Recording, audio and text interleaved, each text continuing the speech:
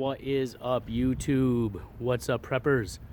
I am the Upstate Prepper, and today I want to show you what it is I'm doing on a 1/4 acre suburban village lot to garden. Now, this isn't going to be the say-all, end-all of gardening videos. In fact, there's nothing even in the dirt yet, because up here in Western New York, we are in Grow Zone 7 and we're still a good couple of weeks away from planting. But I did want to show you my setup, because if I can grow food on a 1/4 acre lot, then you can too. Now, that doesn't mean that you have to do it exactly how I'm doing it. Hopefully, it just inspires you to do something.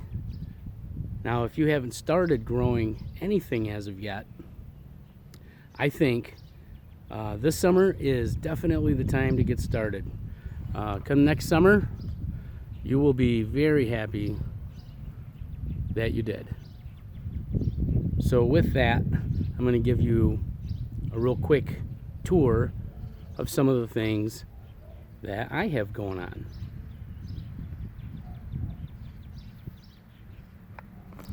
All right, so first thing is seeds. Now, if you haven't grown yet before, what you're probably going to want to do is get some starter plants. But I recommend getting some seeds anyways. You want to make sure your seeds are heirloom seeds. Know what grow zone you're in, that way you know when to plant.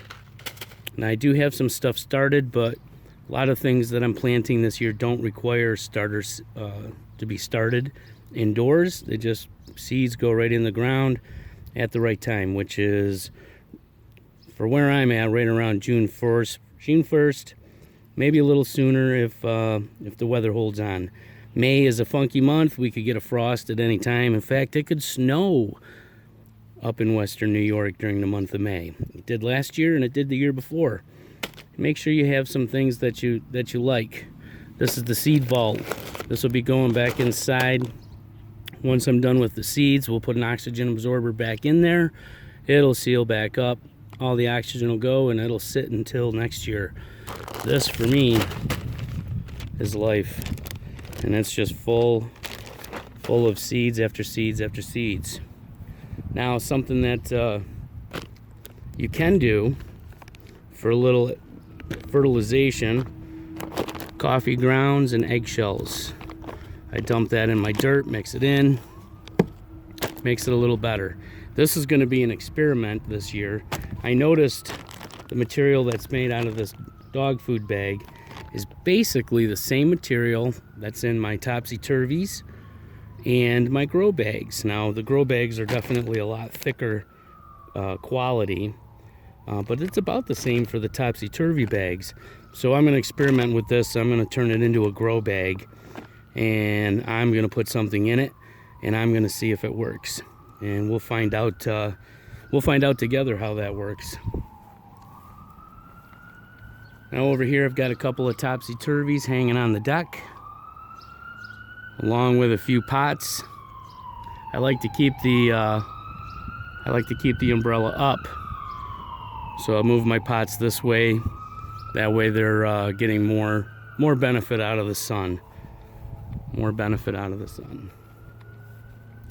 So if you haven't grown, if it's been a while since you've grown anything, or you haven't grown anything, it's important to realize there's a lot more to it than just putting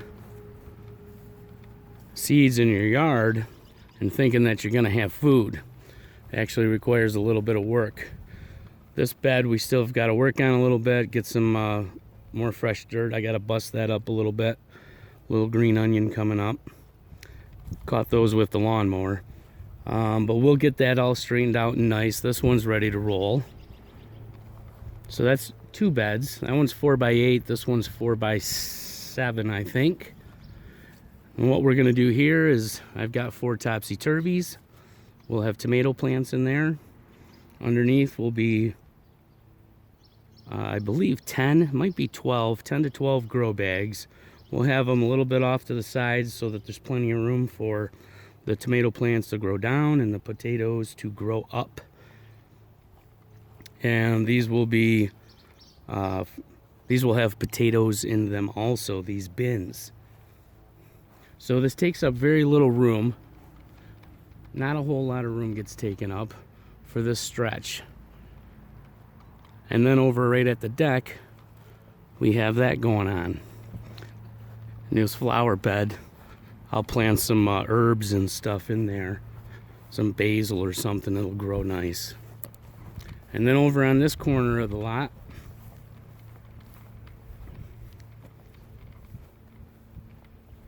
we take advantage of the sun over here.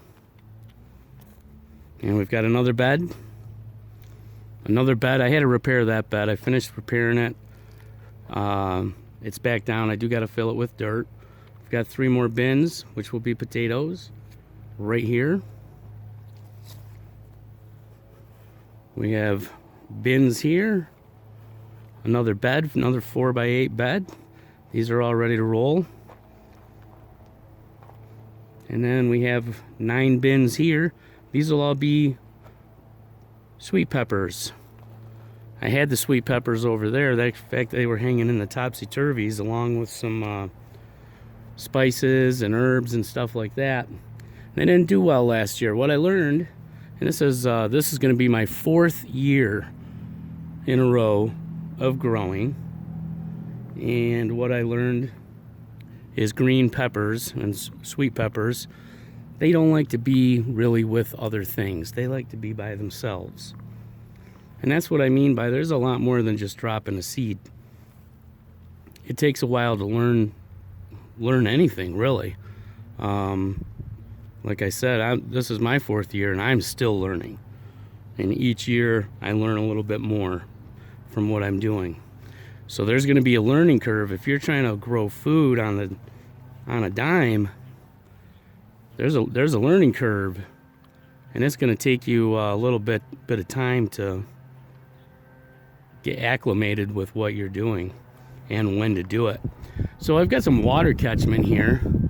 I run it right off the gutters, off of the shed. There's one in the back too.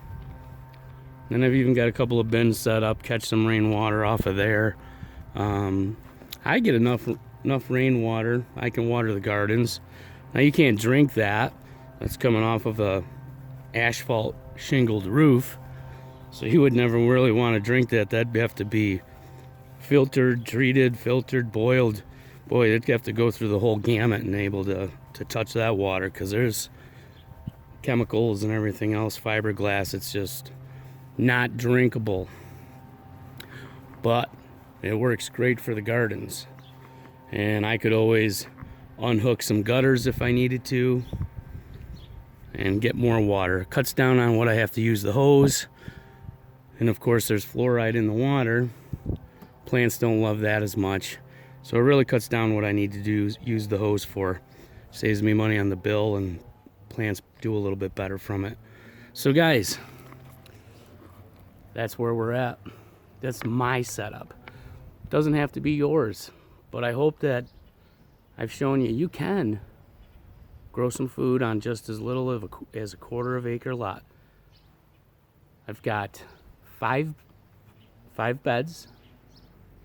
I've got about 20 bins. I have 12 grow bags, 7 topsy-turvies, and about 20 pots. And there is still plenty, and I mean plenty of room, to throw a football to my 11-year-old.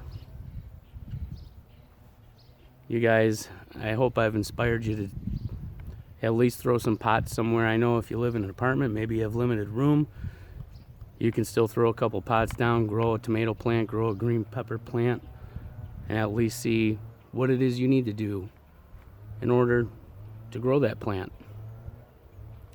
Know where you live, know what your grow zone is. Get some heirloom seeds so that you can harvest the seeds from your fruits of your labor so that you can grow again the following year. Guys, I'm the Upstate Prepper. We'll talk to you on the flip side.